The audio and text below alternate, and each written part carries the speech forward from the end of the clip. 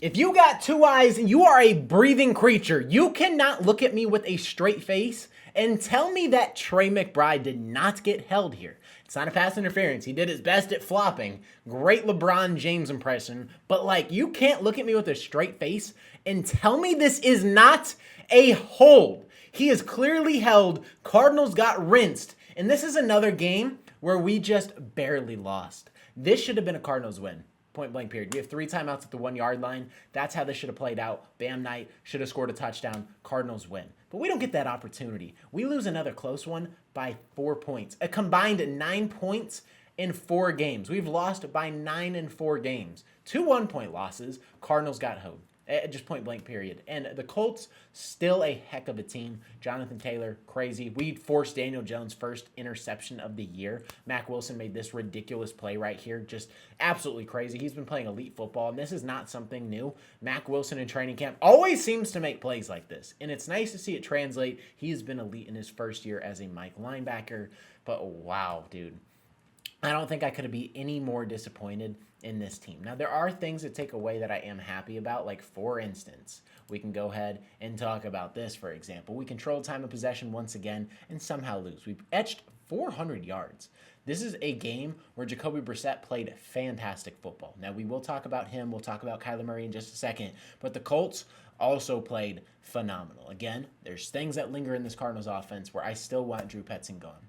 Point blank period. We can't run the football. And you can't look at these penalties and just not be frustrated. I feel like the Cardinals have an average of 9 penalties a game, and that is just undisciplined from the coaching staff. The offense is technically who commits the majority of them, and we got to be better, man. This is just absolutely ridiculous. We only punted the ball twice today, too, and that time of possession, like I said. When you win the turnover battle, or at least tie it and control time of possession almost every single game, and we're losing, it hurts, man. It hurts. We're just fundamentally broken. And we did come out and actually play a lot better than I thought we would. I thought Jonathan Gannon lost the locker room. And we didn't. He didn't. He didn't lose the locker room at all. So I'm shocked. The team was actually backing for him. The team was backing for each other. And we were actually playing very strong. It looked like in a season where everybody came out, and it didn't seem like they took that very well. They took it apparently pretty solid because they came out here and it's like nothing ever happened. We just continue to play Cardinals football and lose close games. Don't know why that is. But Jonathan Gannon, I still want him here in Arizona, but there might need to be some changes on the offensive side of the ball with some players that we get to talk about. And you know who that is? That might be Kyler Murray. It might be time to have that discussion. And I don't think fundamentally everything is Kyler Murray's fault. I'm not one of those people. And the thing that I am sick about, too, is the Kyler propaganda versus the Kyler hate. It feels like people are just so stuck on one mindset. And you guys think I'm stuck in a mindset. But what I saw from Jacoby today, there were some things that Kyler is unwilling to do, like stepping up in the pocket and taking a hit. Kyler will not do that. I feel like talent-wise, Kyler Murray is a better quarterback. Jacoby Brissett today took shots. We'll talk about Jacoby in just a second and his performance because he did play a good game. But Kyler, I don't know. Just the way the Cardinals just continually collapse, and this is obviously not his fault. He didn't play the football game. A lot of people are just stuck in the one way of, I hate Kyler Murray. No matter what you do or say, nothing's going to happen. Jacoby played well. Kyler could have played the same game, and he would have been the one getting the flack for it. That's the funny part. It's just the little things in the game that Jacoby Brissett did that just made him look like a hero. Jacoby Brissett was stepping in and taking hits. Kyler just doesn't do that. And I think that's the thing that irks people a little bit. Kyler Murray has a talent. There's things in this offense that Jacoby can't do. He can't do a bootleg and outrun somebody and turn a play where you're getting chased down by 5 people into a 15-yard scramble, or actually turn a play into a bootleg where someone's literally on your hip and actually turn that into a 15-yard pass on the sideline. Jacoby can't do that. If everything is locked up, Jacoby is going to get strapped. But he did throw the football away, which Kyler Murray also doesn't do. There's some boneheaded decisions. And it might be time, man. It might be time to cut ties with Drew Petzing. It might be time to cut ways with Kyler Murray. There's some things that we really have to look at the end of the season, and it might be time to depart from both of them. And that is not a conversation that I think any of us were really ready for entering the season. That's a crazy thing. I think we're ready for it, though, if this season goes to disaster. Because the way this goes, we're in for a very long one. So, I don't know, man. But we get to go ahead and talk about somebody who played a really good game. Jacoby Brissett looked fantastic today. If you don't think so, you're crazy. Now, something that Drew Petzing finally allowed our quarterback to do is rip the football. Kyler Murray has passed over 40 times once this season.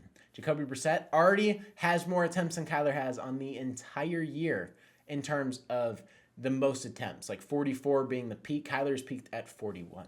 Jacoby at 44 today, crazy. And my thing is, if Kyler had this stat line, a lot of people would probably be like, hey, Kyler Murray is the reason we lost this game. He didn't do enough. But Jacoby, I feel like, played a really well game. And I'm not sitting here just trying to bash one, praise the other, because Jacoby looked great. But a lot of people are stuck in that Kyler hate club, and I think it's crazy. I think he'll thrive elsewhere, and I think it is going to be elsewhere. I think that is just kind of like the ultimate conclusion I feel like a lot of Cardinals fans are coming to, and myself included.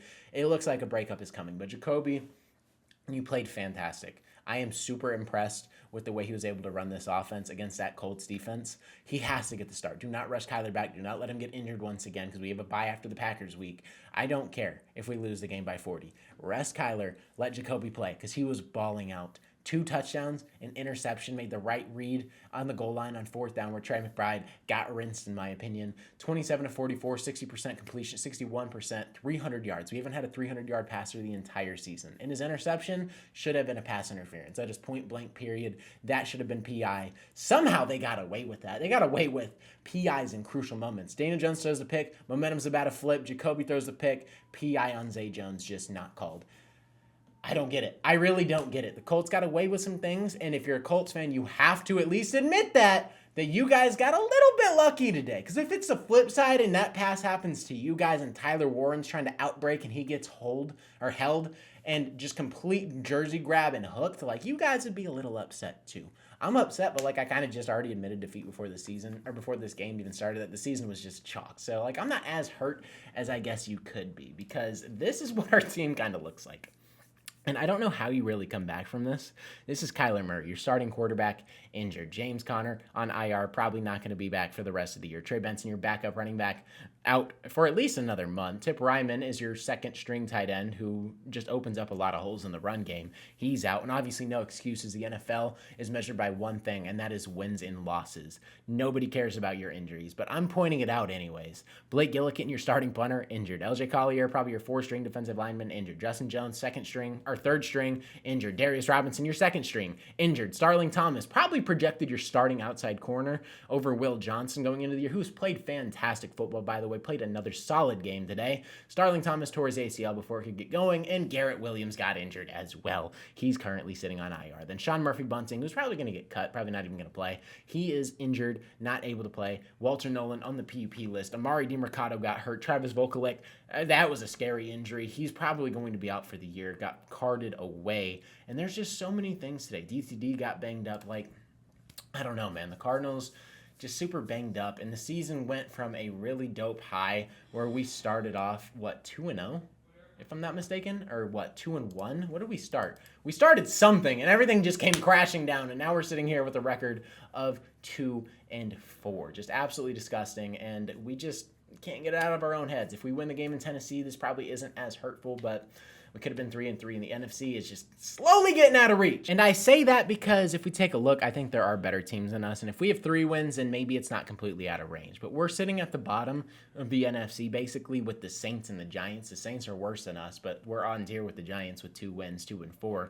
And Dallas just lost, but they have a tie, so they're ahead of us. Atlanta, they're 2-2, but like the Cardinals in an NFC West that is loaded is slipping away. We're 3-3. Then this isn't as bad. But 2-4, it's just almost unacceptable. And now we're at a time where the season might be over before it even begins. And that is a part that hurts, because this is our remaining schedule. And I remember when I told you guys that it was going to be difficult, a lot of people were giving me flack. If we can go ahead and just go back to that video, if you guys want my predictions and the schedule reaction, everybody was saying this is an easy schedule. I was saying you're crazy. And it looks like everybody's crazy. Packers, they got better than what I projected, obviously, with Micah Parsons. Dallas, their offense is able to pour it on. Their defense is terrible. Their secondary is rough. And they just lost to the Carolina Panthers 27-30. So he got a chance there, and that's after the bye. Maybe Kyler's back. Typically owns Dallas. But Seattle, 49ers, those are division games. Those are tough. Jaguars and the Buccaneers, 2 tough teams. Seattle's battle-tested. They just beat Jacksonville today, who are about on par.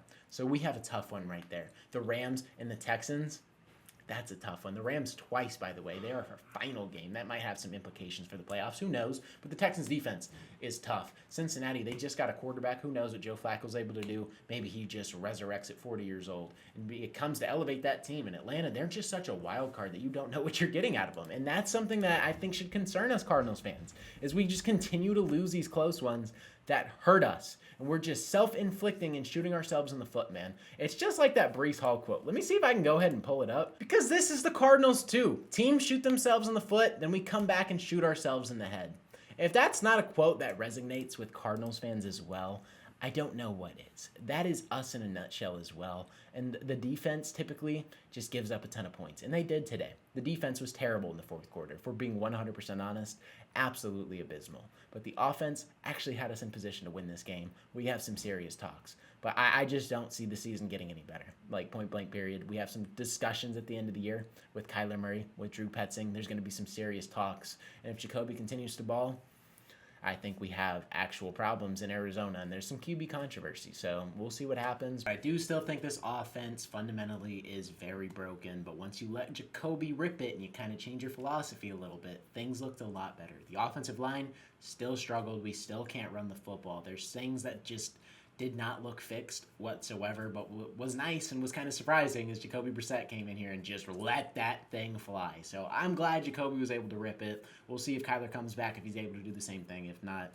we'll see how Jacoby plays against the Packers once there's actual film on him as well. That is going to be crucial. Don't have any film on Jacoby this season, so there's your film. You have past games. You're able to pick up on tendencies, but we'll see how the season plays out. It's not completely over, but this loss does hurt again because should have been a hold. Should have been on the 1 yard line. We've lost by 9 points in our last 4 games. You guys let me know how you guys feel. I'm a little bit defeated, but like at the same time, I had no expectations going into this game. So we played better, but it's still a loss at the end of the day. It still hurts. It still sucks, and our season does feel like it's just slowly drifting away. With that being said, that is going to wrap it up. Hopefully you guys did enjoy. If you did, consider hitting that subscribe button. I post Arizona Cardinals and NFL content. If you're a fan of either of those, this is the perfect channel for you. But with that being said, that is going to wrap it up. Hopefully you guys did enjoy. It's been your boy Mythic. Peace out.